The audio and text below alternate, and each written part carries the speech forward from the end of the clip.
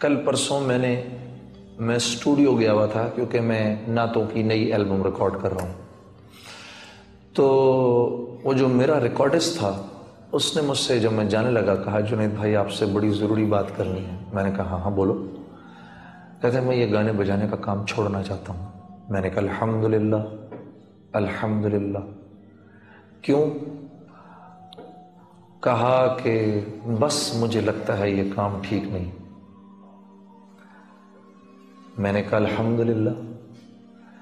تو میں نے کہا کہ یہ خیال تمہیں کیسے آیا؟ کہا جب آپ پچھلی دفعہ البم ریکارڈ کر رہے تھے آپ نے بڑی باتیں کی اس طرح کی، میں سوچتا بھی رہا ان کے بارے میں.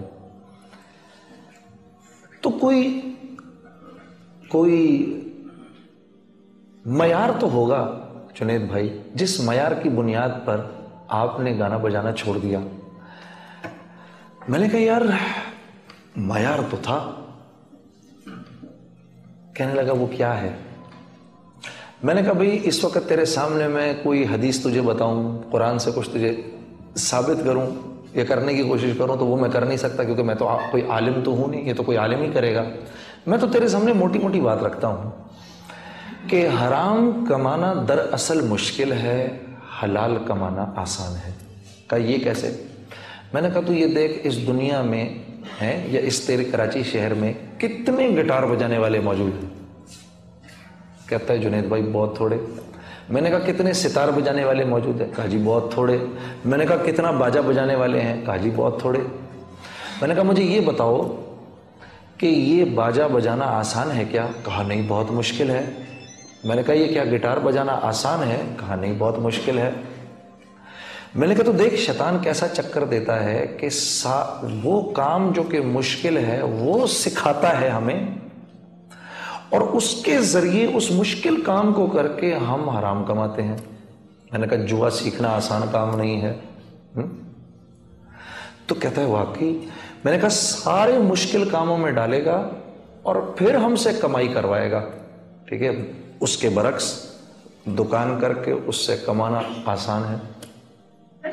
لیکن یہ چکر بازی کیا کرے گا کہ جب تم اور میں حرام کمانے لگیں گے تو یہ ہمیں یہ نہیں بتائے گا کہ بعد میں ہمارے ساتھ کیا ہونا ہے.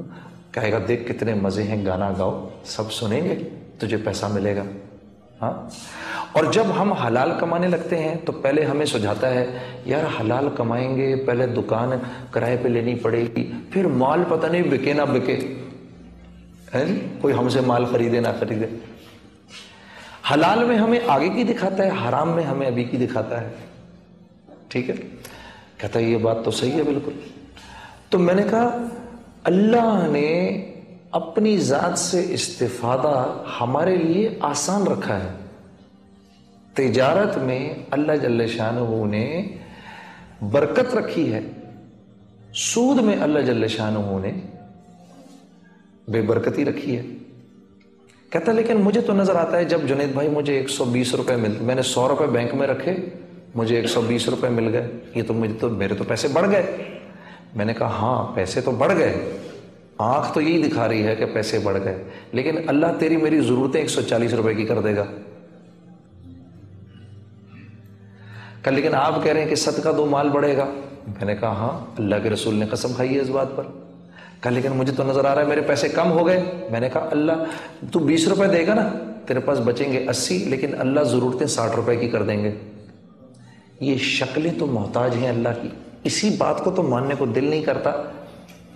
تو اللہ کیا بتا رہے ہیں، تم اگر ان شکلوں کو دیکھ کر چلو گے، اپنی تجارت کو دیکھ کر چلو گے، اپنے مال کو دیکھ کر چلو گے، اپنی وزارت اور حکومت کو دیکھ کر چلو گے تو دین پہ نہیں چل سکتے.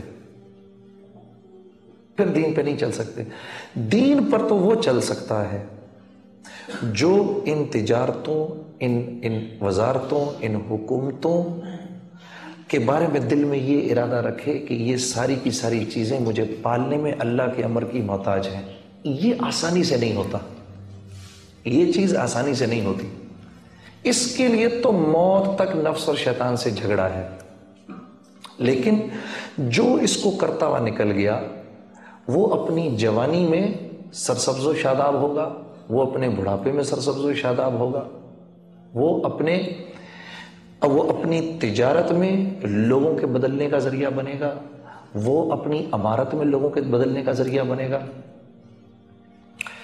اب یہاں جتنے لوگ بیٹھے ہیں سب یہ کہہ رہے ہیں یار ہم ایک ایسے معاشرے میں رہنا چاہتے ہیں جو معاشرہ ایک سرسبز و شاداب معاشرہ ہو، اس میں سچ ہو، اس میں جھوٹ نہ ہو، اس میں لوگ ایک دوسرے کی عزت کریں، اس میں لوگ آپس میں محبت سے رہیں، اس میں حلال کمائی ہو، اس میں عورتیں پردے میں ہوں، اس میں فلاں فلاں فلاں فلاں۔